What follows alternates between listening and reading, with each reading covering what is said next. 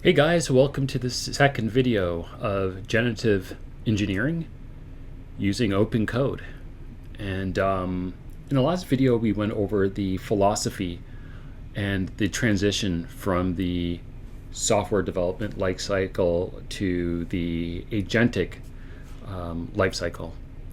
And in this video, we're going to go over what the current landscape, how us as developers are using AI tools, AI assisted tools, and where we're going to go into the future. Some people are already doing this and awesome, just keep doing what you're doing. But for everyone else that hasn't made that leap from prompt response kind of workflows with AI tools to more of the agentic workflows where we are system builders, like we build the systems that build the system, then this is the video for you and the subsequent ones as well. So let's look at the current context or current landscape of where we are right now with using these agentic tools. So we have models, like Claude and OpenAI and Kimi, and there's a ton of them. We have prompts, these markdown files that have these instructions that we supply to these large language models, and they complete a task, whether it's programming, accounting, or whatever the case may be. We have context. So the context, we have come to this conclusion that the more context that we can give these LLMs, the less tokens that they need to use, the less multiple attempts of you jumping back into the prompt or having your hand in the middle of the flow. So context engineering, all big discussions. So what is the last area that we have now? So putting this all together, this is very powerful, and this is what we're using. So the last part that we have is the addition of tools. And a lot of us are using these tools already. Open Code, Claude Code, OpenClaw, ClaudeBot, there's tons of them out there, but these are tools. So now we have these big four, and combined together is going to give us a really large and vast playground for these generative agentic tools and systems that we are building out. So how do we go about this? Okay, so I just have a blank project here. It's just basically a blank project, and we are going to basically use our tool of choice. So you can either use Claude Code for this, or you can use Open Code. They're basically the same. I'm going to use Open Code primarily for the reason that it's open source. You can use any type of model that you want, API key. It's basically open and has a lot more customizability, and it's a really great project. So what we're going to do here is that I'm just going to call Open Code inside of this folder, and if you don't have it installed, there's links in the description on how to get to the point where the installation process is already done. Now, this particular project or this particular folder doesn't have anything in it, so we can just init, and this will just basically go through, take a look at what we got, and create the environment to work with Open Code. You can see here that I'm using Kimi 2.5, and it's already configured for Venice. I like what the team there is doing, so I support them wholeheartedly. So we'll just let this basically go through, and once it's done, we'll go until the next step.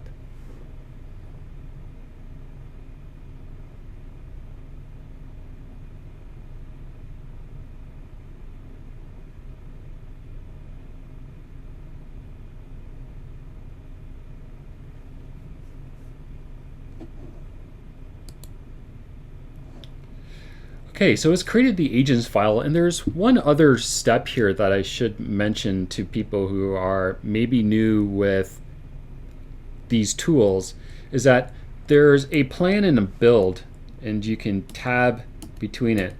Planning is great. You're going to want to do this before you start getting into having the agent build out the system. It's kind of just having a conversation.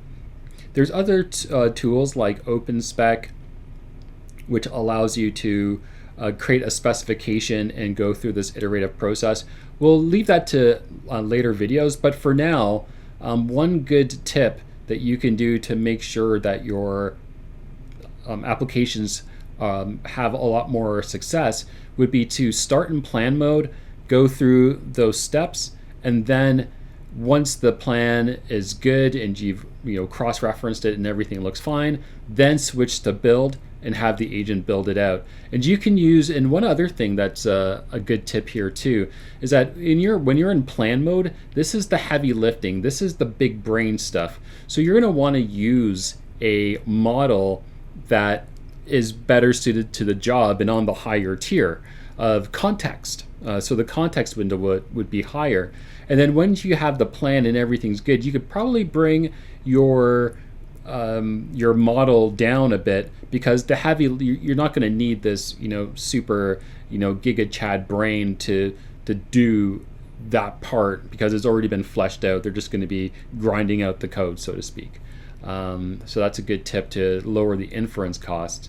But we do have our agents file here, and what we're going to do is show off basically the whole 4 steps that we were just talking about a second ago, right? So you have the prompt, you have the context, you have the models, and then you have the tools, right? So we have those parts set up. Now let's create an environment here. So I'm just going to create, and this is a programmable example. So we want to basically define it as that. And the first thing that we're going to do is create a prompt. And I'm just going to call it prompt MD. Now, lucky for me, I've already created one. And then we'll just basically go through it. Okay, so look at how this particular prompt is set up. We have an overarching goal, okay? Create and run a simple TypeScript hello world demo in a dedicated Git branch, okay? Now we're giving it the steps in order to complete. So we want to check out a new branch named demo hello world. If it already exists, check it out. Create the main.tx file. We're going to run the tool node main.ts, stage all changes, and commit with the hello demo, right? The files, we have the name of the file, what should be inside the file, and to report anything out after. Okay, so we're giving the agent all the steps necessary in order to perform this task. Now, another step that we're going to do here is that we are also going to create a shell script. This could be a TypeScript file itself. It could be like a Python file, but it's going to be the executable part. So we're going to call this programmable.sh. Okay, and what we're going to do here is that I actually already have this. I'm going to save some time and just add it in and install the tools. Okay, so we have this part here where we're going to cat programmable. We are going to look for this prompt.md file. On the output, we are going to call opencode run and the prompt underscore context. Okay, so here we have this now. I'm going to not even be involved in here. I'm just going to go into another terminal. And then you'll notice in this terminal that we don't have opencode running. So what we're going to do now is that I can just, the way that I have my IDE set up, I can just basically run it from here.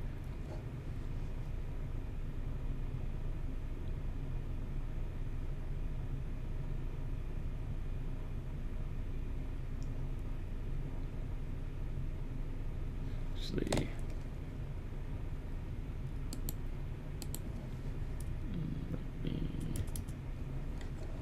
I'm running it right inside the folder, so let me just update that.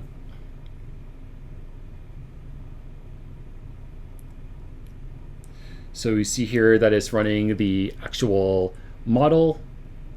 It's checking out the branch. It switched to the branch. It wrote the files.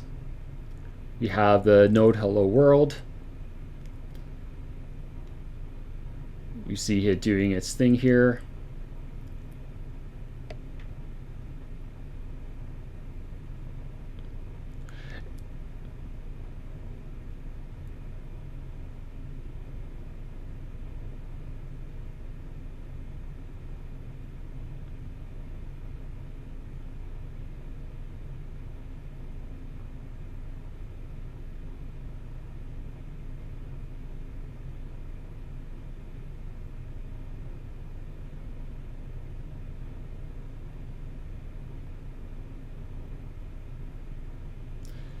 So there we have it. A programmable interface, and we can see how we can extend this further. This is an amazing time in the world of software engineering where we can build out systems that build systems. And you can see how this is also going to be extended in the future, and how we can collaborate different specific types of agents in order to do very specific types of work, and have agents that manage other agents. And it's amazing time for us as software engineers to move up the stack and build the systems that build systems. I'll see you guys in the next one.